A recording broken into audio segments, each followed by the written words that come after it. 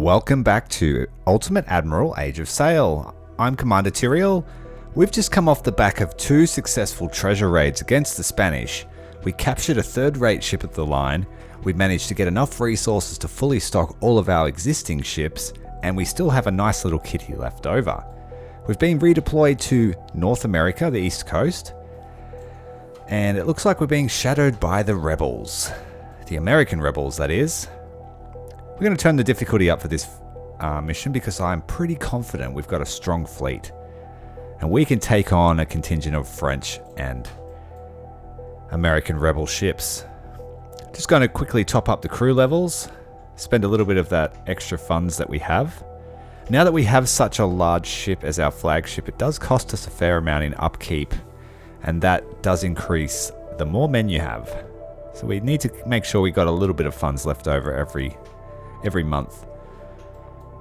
Slightly topping up the crew, just so they're over optimal, but still have a manageable weight. We also don't want to dilute the experience of the existing crew too much.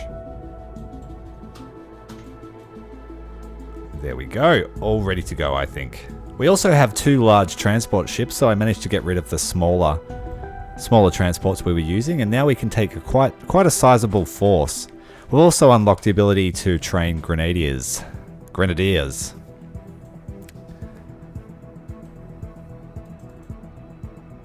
Got an interesting array of weapons coming up. Later model muskets are now available,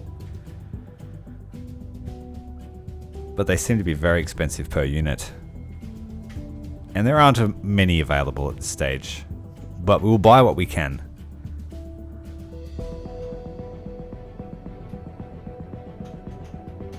Armed forces are looking fairly good.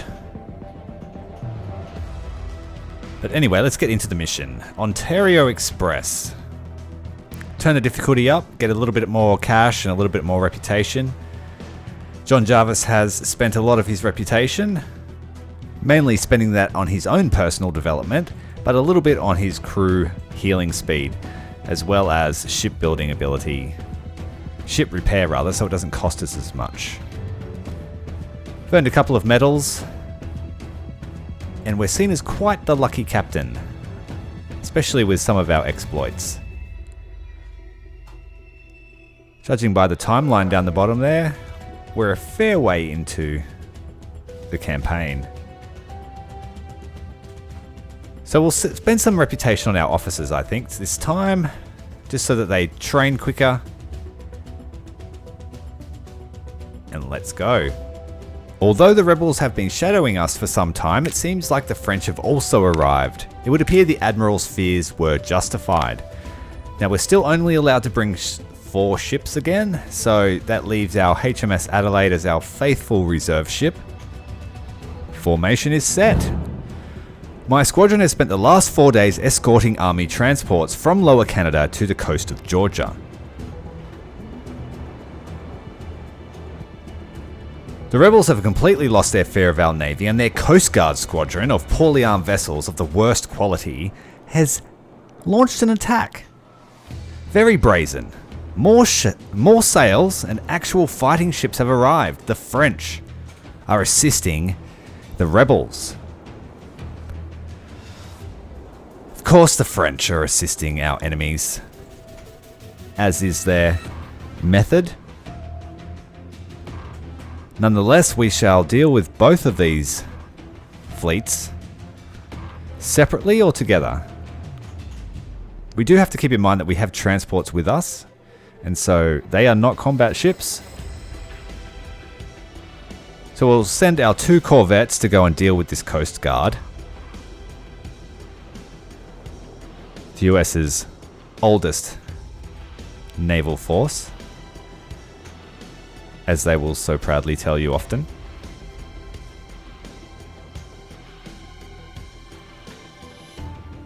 Although a lot of people argue that it's just a technicality. Luckily, I don't have to participate in that argument. The French are coming in hot. They've got the wind across their starboard side, so they're making fairly good speed. But there'll be no match for our first rate. very slow transports. We need to get them under full sail. We've got the 2 corvettes there running a blocking action to protect the stern of those 2 transports. So we'll keep them on a zigzag fashion until the enemy arrive. Arrogante has laid their first salvo across the enemy's decks. Very long range, very minimal damage. We still have only basic guns on the Arrogante. Nothing in the armory is yet available that is suitable in my view. Not worth the money anyway.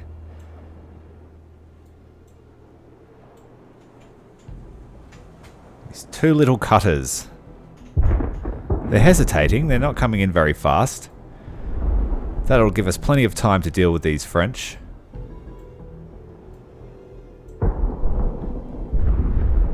I thought he was going to run straight at the transports, but he's now realized that he has to engage us, I believe.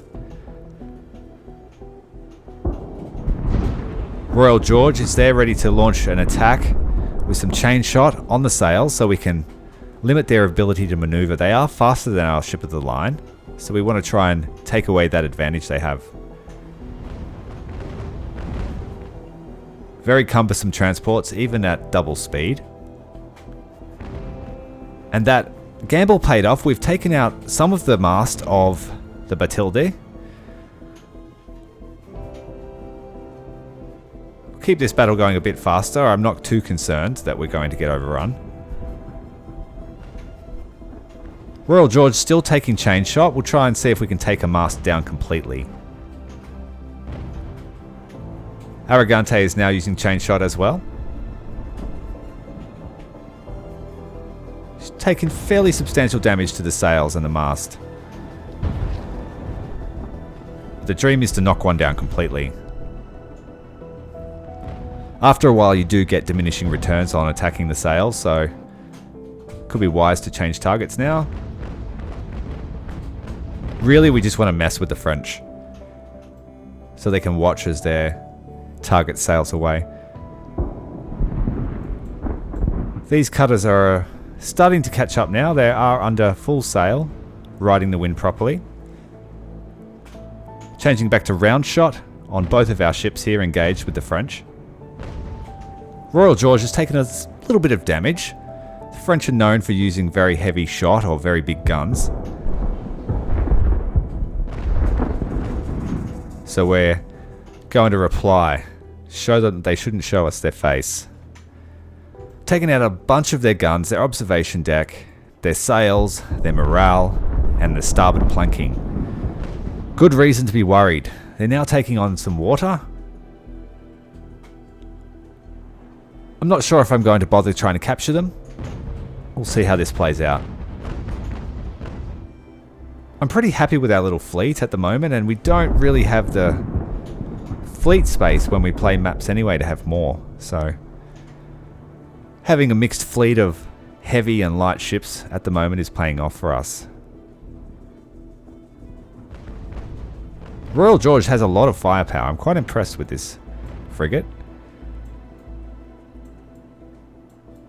Although he hasn't really sustained much actual battle. He's been running interceptions and leading the flying squadron, as we called them in the previous episode. The Monk, the Coventry, and the Royal George. The famous flying squadron that intercepted the Spanish treasure fleet on the high seas. If you haven't seen that episode, make sure to check it out. It was very exciting. As far as Age of Sail naval battles go anyway. I'm going to turn away from these French for some reason. I don't know why I did that. Too busy trying to upsell my other videos. Turning back with the wind. Royal George is going to break away. Not really liking the position there. And they have taken a fair bit of damage. Also losing crew now because of the rear facing. Arrogante firing some grape shot at long range. Royal George is disengaged, and it looks like the cutters here have formed up into a line and are engaged with our corvettes.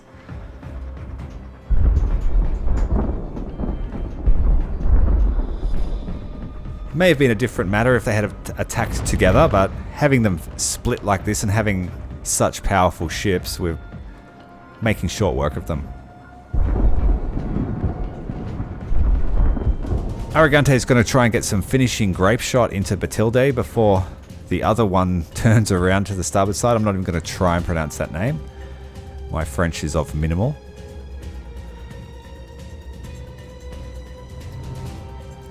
L'ambitieux. I don't know. Anyway, HMS Monk, USS Hermes has taken lots of damage. They've turned away from the fight. They didn't like that broadside. USS Restoration has received the same treatment. Both cutters having morale shock.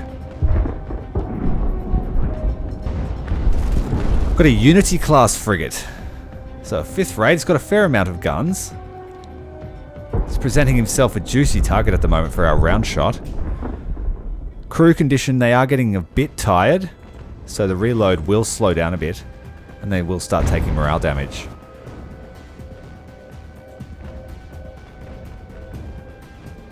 Got another French frigate trying to make a run at us, but he's turned over the wind.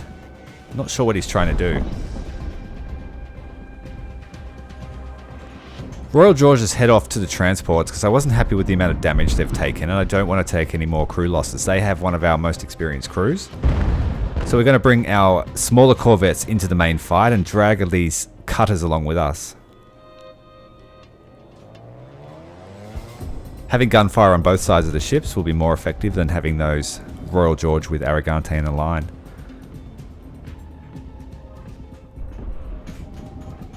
Devastating bout hits there to this French frigate. L'Etourdi. I really need to learn French. Especially if I'm going to be fighting them for the rest of the campaign, as history would dictate. HMS Monk coming up on the rear of the French frigate. Some starboard shots there into their stern. We're using grape shot to do as much crew damage as we can. We'll see if we can get these French to surrender. Oh, we've had a detonation of the powder room on one of the French frigates. Very juicy shot there into the powder room.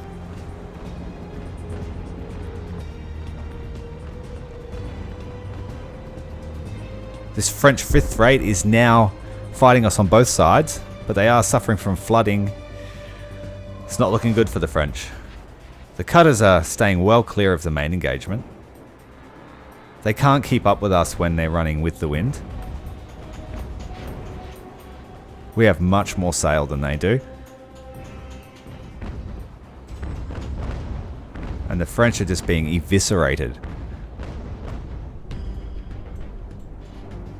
Royal George is on a heading back south, coming to assist where they can, but had a bit of a rest, get the condition back on the crew. Arrogante's crew is starting to get very tired. Condition is down to nearly 15%.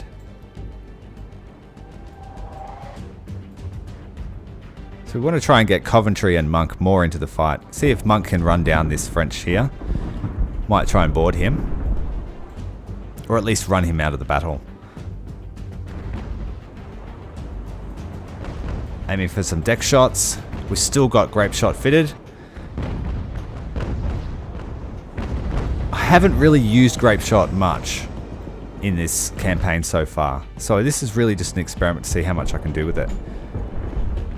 I'm pretty sure you've got to have some armor damage done to the ship first for it to be really effective. If we were realistic. Brutal starboard broadside by Monk. Coventry can come around the stern of this French ship. Arrogante still going with the grape shot. The American cutters are very hesitant to engage us. They got brutalized by our corvettes. Coming in on two sides of the French. So I anticipate it should be a few more volleys and then they'll surrender. And if not, I will board them with Arrogante. We do now have a 3-star crew with Arrogante. She's going to prove to be the flagship for a long time, I think. It's going to take a much heavier ship for us to want to swap. Third rates are still nice and fast compared to the other first rate and the second rate ships, which were ponderously slow and have no maneuverability in comparison. Third rate is a very good compromise.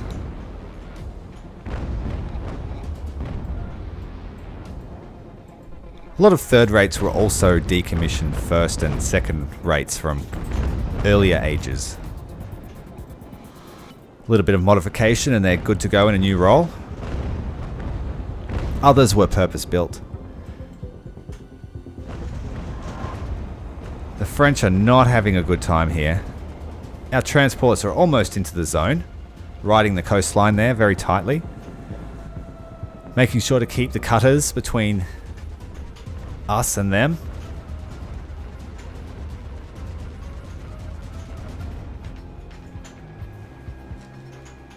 Now I'm hoping that they surrender, because that would be a free ship for us. Oh, we're firing long range shots too. We shouldn't be doing that. It's just going to cause unnecessary casualties. We're going to start a boarding action here with Monk. Ropes are out. Going to turn to the port a bit to line us up, get that angle correct, slow the speed down. Royal George is really bearing down on this French ship. Sitting much higher in the water. Boarding seems to be a little bit finicky sometimes. If they keep turning, it's a bit hard to get a proper action started.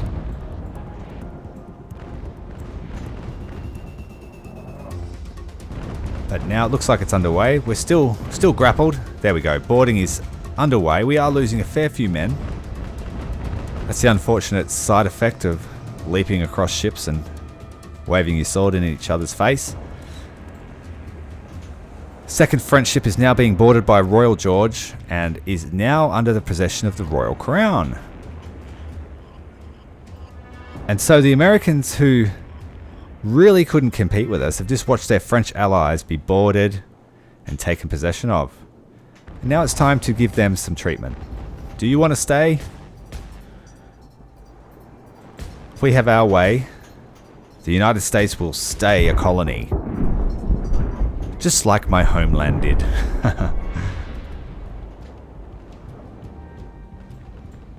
The Hermes is having second thoughts. They've lost a significant amount of their crew in one firing salvo there. We're using grape shot here. There's not much you can do, buddy. Turn about. Oh, we've had a dramatic change of the wind and the cutters are now at a wind advantage. We're almost come to a complete standstill in Arrogante. Wind is pushing us backwards. And we might have a collision here if we're not careful. Hermes has surrendered. Just could not withstand the might of the Arrogante. We'll take this boat. Just because you gave up. And Arrogante will just quickly finish off these other fellas. Any moment. Follow the Hermes into line and she can put her guns to use as well. A few extra Admiralty points at the end of the mission. Maybe some extra cash if we decide to sell her instead. Restoration and the Springbird are now very, very, very outmatched. Oh, where's our flying squadron going? Better turn them into the starboard side.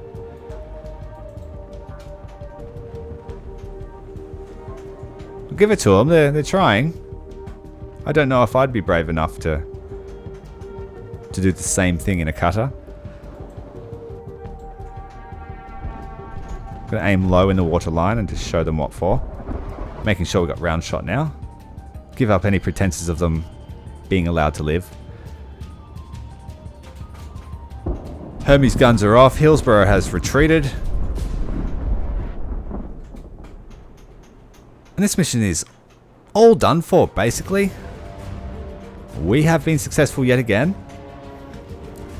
The only really challenging mission we've seen thus far has been the Treasure Fleet mission. That was a lot of micro involved in that, trying to keep away from the Spanish while we stole their treasure. But I am really enjoying this campaign. I hope you are too. We finished off the fight. All the enemies have surrendered. But we're just going to finish them off anyway. Geneva won't hear about this. Let's go. Arrogante is in the exit zone. She's all but done for.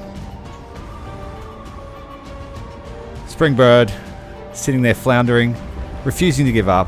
Her master's collapsed, the hull's still sitting there, and she's now done for. Coventry's going to ram the Restoration. Oh, get out of the way.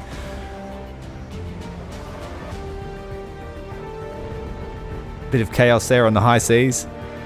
The former crew of the Springbird are now rushing to Restoration. And that's the match. Battle on the high seas. We did outnumber our enemy vastly. We outclassed them in guns and men. We've got a few promotions on the board, and we've got a couple of French ships under our command, as well as the USS Hermes. So that concludes another mission. So far, first mission in the US. Let's see where this can take us. Make sure to leave a like and subscribe if you haven't already, and we'll catch you in the next episode. Commander Tyrael, out.